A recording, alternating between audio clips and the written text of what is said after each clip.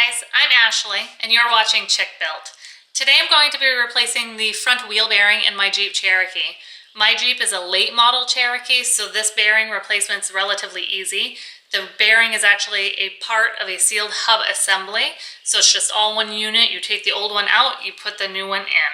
You start by taking off your tire, and then we're going to remove the caliper and the rotor and the axle nut. The caliper comes off with two bolts on the back side of the caliper. One's up top, one's on the bottom, and it takes a 13mm socket.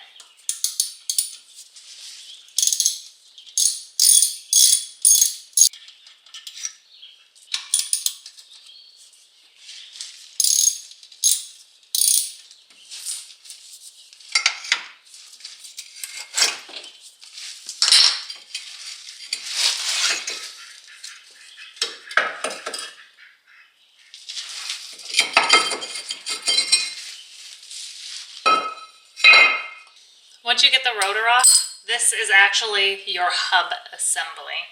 This is the piece we're going to be replacing. So in order to get this off, there's a cotter pin that goes through the front of the axle shaft here, and it holds on this retaining spring. We're going to remove that cotter pin.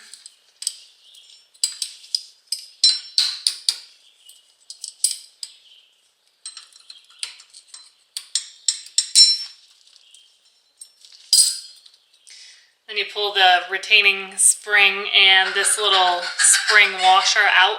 Make sure you keep these because these keep pressure on that axle nut, and you definitely want that pressure there. It keeps it from threading out as you drive along.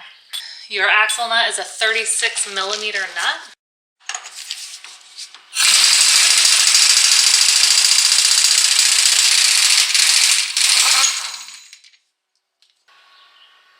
Then when you get the axle nut off, you can start removing the hub assembly. The hub is actually a piece of a triangular shaped flange. This is one of the bolts. There are 3 on the back side of the steering knuckle. You need to remove all 3 of those to get this hub off. So in order to remove the hub bolts, you need a 12-point half-inch socket to do so.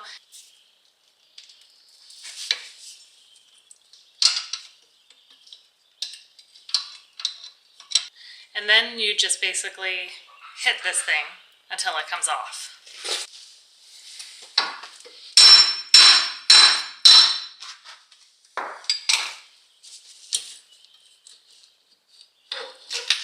You can leave the whole drive shaft in.